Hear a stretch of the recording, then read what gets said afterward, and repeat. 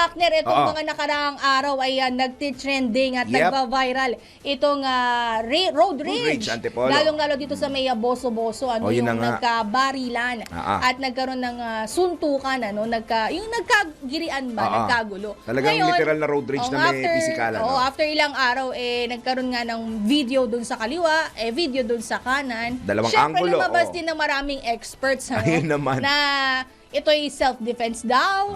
Ito daw ay hindi self-defense kasi Lumabas ang mga komentaryo kasi sa may social intention media. to kill daw. Exactly. Ganyan, matapos sapak-sapakin inubos ang bala. Oo.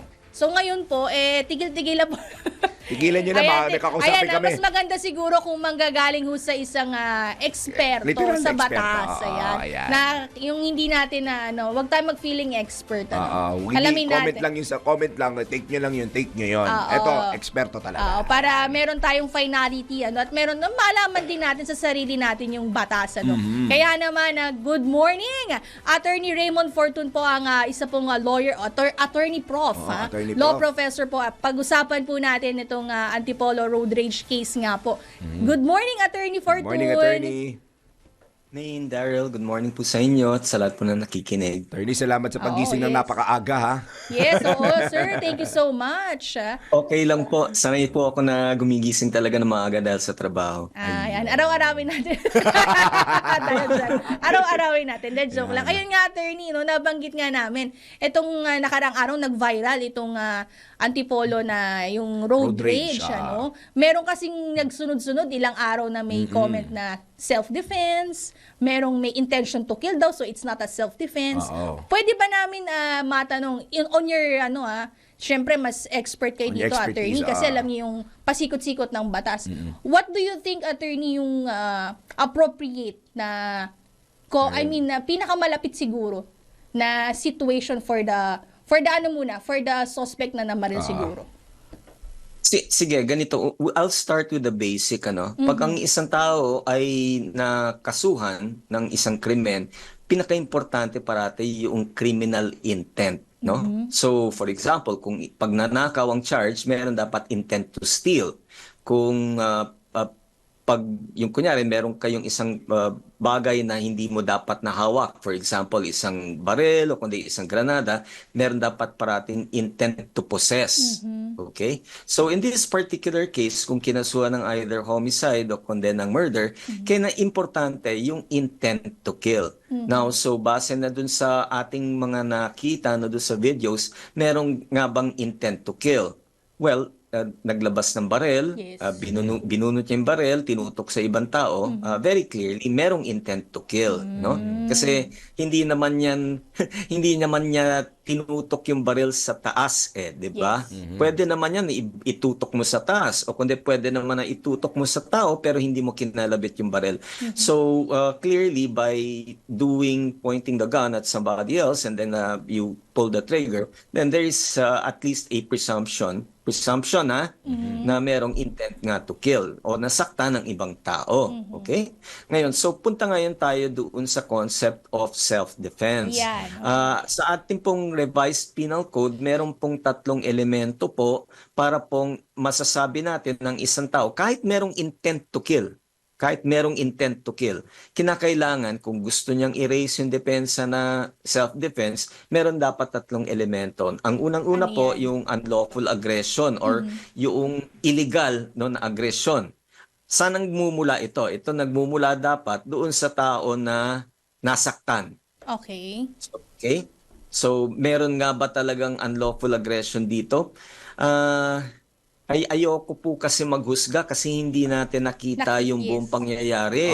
Pero nakita attorney, lang natin yung pagsuntukan. correct. Kasi so, hindi natin alam kung sino nag-umpisa. Yes, kasi yung parang after nung baril na video, sumunod naman yung eto nandun sa kabilang side, yung mas malapit, yung hinabol siya nung magtatay ata ito, Yes. Magtatay, hinabol siya hanggang sa likod ng sasakyan, tapos pinagsusuntok, inaawat, hindi nagpaawat, hanggang umabot nga doon sa bago nagkabarilan. Yes, I don't want to make any prejudgments or to say that tama yung isa or mali yung isa, Kasi kwento nila yan Tama. And hindi natin alam yun just before ito yung nagtumigil sila do sa isang tabi, hindi natin alam kung saan nagmula ano Yes.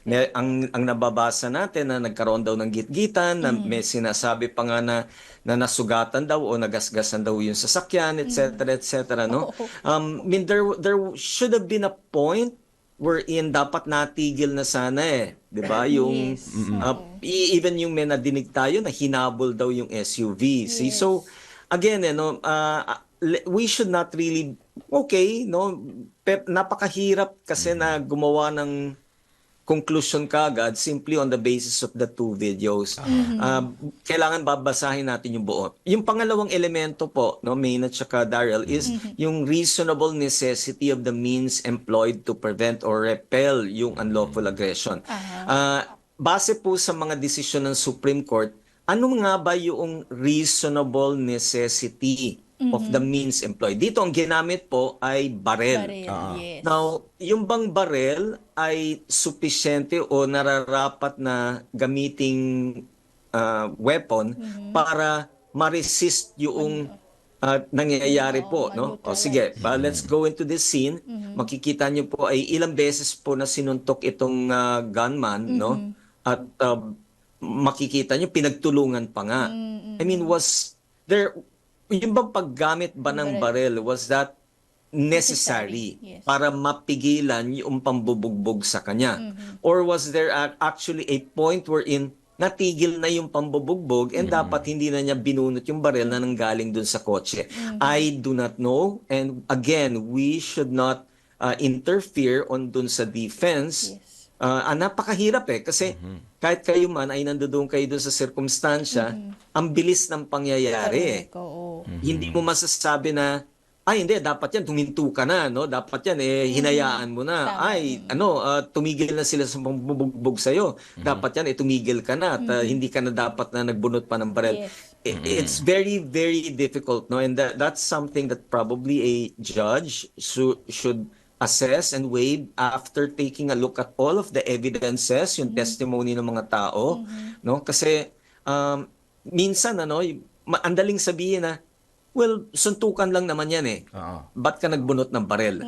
Ang hirap Ang hirap, no? Kasi ang important dyan yung fear remember itong tao na to at that precise moment was always fearful na baka mamaya kahit huminto na siya tumigil na siya doon sa pakikipaglaban and yet hindi niya alam kung baka mamaya nakatalikod siya, biglang dedire-diretso na naman siya at bubugbugin siya no? And I understand that it wasn't just more than 2 or 3 people no na kalaban niya dito.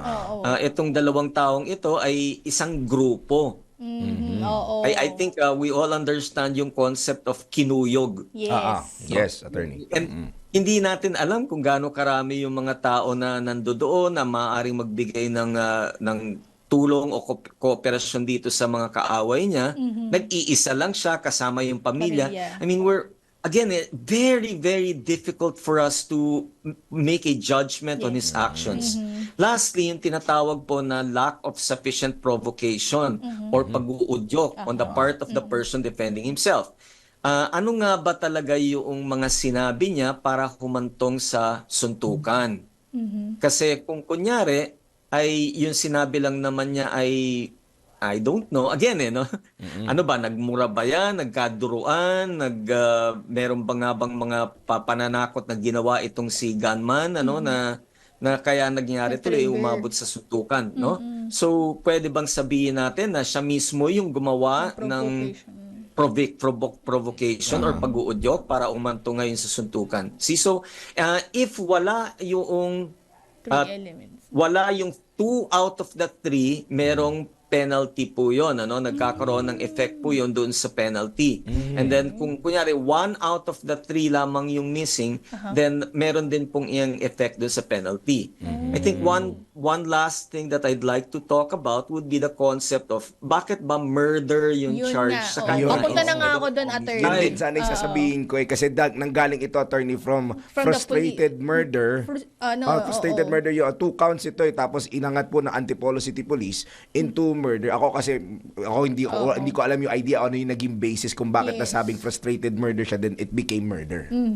Yes, okay, sige. So, pag sinabi nating murder, obviously, kasi pag may namatay, tapos merong tinatawag na mga qualifying circumstances, no? Meaning merong ah, mga elemento po doon sa pangyayari, kaya siya ay naging from homicide lamang at ginawa ngayong murder.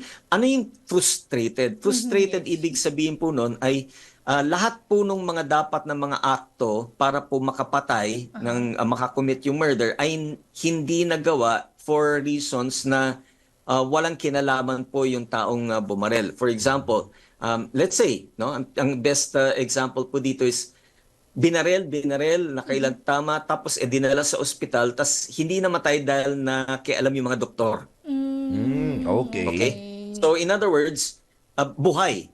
Pero kung hinayaan ng mga yung walang doktor o hindi nadala kagad sa ospital or what some other reason Walang na intervention. walang kinalaman yung tao, then pwede mong sabihin ngayon na frustrated na kung kunyari kung hindi namatay ay kung namatay then obviously murder. Murder. Kung frustrated, ibig sabihin nun ay nagawa lahat, in other words tinamaan ng baril no and what not, pero nagkaroon ng intervention po ng mga ibang tao kaya hindi namatay. Kaya frustrated na parang napurnada, Yes. nabulilyaso. Okay? Ngayon, kaya nga ang tanong ko dito, Maine at saka Daryl would be, bakit murder? Yun Bakit hindi homicide? Okay, Yun pareho po yan yung homicide at saka yung murder pag may napatay. Pero bakit nagiging murder? Nagiging murder po ang isang homicide, yung pagkakapatay, ay kung meron ngayong mga elemento po na nag-i-increase o nagbabago po yung pong nature ng offense from homicide, simpleng pagpatay ng tao, at nagiging murder. Ang pinaka-obvious po dito, yung for example, ang pinaka-usual po na makikita po natin sa husgado, yung tinatawag na evident premeditation. Madalas po natin maririnig yan. Merong premeditation. Ano yung premeditation sa Tagalog? Yung pinaghandaan, pinag-isipan, yung pong pagkakapatay. In this Pinano. particular case, to my mind, hindi naman siguro, no? Kasi nga, hindi naman sila magkakilala. Magkakilala, Tapos yes. biglaan lang naman. So, hindi pwede yung evident premeditation yan. Hindi yan yung tipong parang, papatayin ko tong taong ito, ganitong oras, ganitong May plano. araw, Oo. and ganito yung gagamitin kong baril, etc., etc. So, walang paghahanda. Wala. Yung pangalawa po na usual po dito, yung tinatawag na treachery. Na in Tagalog po yung treachery, para madaling maintindihan, pagtatraidor. Kaya treachery Treachery. no? Pagtatraidor. And ang usual po na example po ng treachery, pag binaril sa likod. Yung okay. parang backstabbing to, no? Backstabbing incident. Yes, that's Oo, correct. di ba? Actually, synonymous po ang treachery sa backstabbing. Backstabbing. Okay. Patalikod, patraidor, kaya nga, or trickery, kaya nga treachery. Treachery, Yung term na treachery is actually a derivation from the word trickery. Yeah. Okay? So, meron nga bang treachery na nangyari dito? Parang hindi din naman no? Kasi malabo actually, Kumprontahan harapan Opo, harapan. Oo. harapan, no? Binunot niya yung baril, nakaharap Yes. So, hindi naman din treachery. Lastly, yung tinatawag na taking advantage of superior strength. Okay, yun ang isa sa mga elemento din po para from homicide Like nagiging to murder. Is this a case of taking advantage of superior strength? Well, hayaan na natin siguro yung prosecutors Ayan, kung paano lumusot ng ganyan yan. Kasi, parang nakikita ko, dehado nga yung gunman Dehado siya Ngayon, so, meron naman yung, okay, well, again, mahirap with the talaga aid yan, of armed men, wala din naman, no? So, again, ayoko pong again makialam, no? Yung prosecutors Yes, yung nag-file nito, bakit naging murder instead of homicide? Yes. But to my mind, no, as a defense counsel, Yes. usually kaya po ginagawang murder yung charge para po maging non-bailable yung offense Para habang dinidinig yung kaso ay hindi nakakapagpiyansa yung tao, nakakakulong. Kasi kung homicide lang po yan, Daryl at saka Min, nakakapagpiyansa. Kahit na ilan po yung napatay, basta po homicide lang yung charge, ay nakakapagpiyansa po. mataas po yung piyansa, no? Sabihin na natin, pwedeng umabot ng 1,000,000 kada tao, no? Pero nakakapagpiyansa pa rin. And Magagawa ng paraan yung para murder makalabas. yung murder po, hindi ho nakakapagpiyansa at kinakailangan po kung gusto niya makalabas habang dinidinig yung kaso niya, kailangan siya mag-file ng petition for bail. So, yan ang nakikita ko lang. I mean, even the prosecutors themselves will have to explain why is it that ito, ayan, suntukan o biglaan, nagkabarilan. Paano mo nasabi na murder? Yung murder po kasi, normal yan. Even sa kaisipan po natin, no, yung pinakamadali pong intindihin dito, yung plinano, yung pagpatay. No, evident premeditation. Ito ba ay meron ba talaga siyang plano na patayin? Or meron siyang, nung araw mismo na yun, ang alam ko, galing nga sila sa resort eh. Yes, oo nga eh. Parang ano lang talaga, girian lang talaga sa kalsada. Enkwentro lang talaga. Parang nagkataon lang, no? And hindi naman magkakakilala yan, no? Complete strangers. Again, no, let's try to take a look at this incident with an objective point of view instead of coming out with our own opinions kung sino yung tama, sino yung mali, etc., no? And then just siguro obserbahan na lang natin kung paano yung pagkilos ng ating mga prosecutors at kung paano ito didesisyonan ng huwes. And for sure, attorney, tututukan yan ng marami nating mga kababayan. Kahit kami dito sa DWIC. Sadly, attorney, medyo bitin na tayo sa oras. Ang saya pala ng batas, sobrang kailangan yun nga, maganda nga galing kay attorney Prof. At least, nalinawan na Fortune, tayo. meron Kaya nun, yung idea basis. about murder and homicide. Bago tayo it's mag-comment, di ba? Yung iba grabe mag-comment, no? Para akala mo sila yung nagtapos ng ng law. Oo, kaya nga. Ayan Attorney Fortune, maraming salamat po sa inyong oras ngayong umaga. Para magpaliwanag po. Sana makaulit kami, attorney. Wag ko kayo manawa. Hindi naman po. Good morning po ulit sa lahat at maraming pong salamat. Ayun. Thank you, attorney. Ingat po. Ayan na sa mga nagko-comment, wag masyadong, iba na may personal. Relax. Hindi nyo naman kilala yung mga yan. Tsaka hindi affected no? Relax. Yun nga, hinimay-himay po ni attorney Raymond Fortune.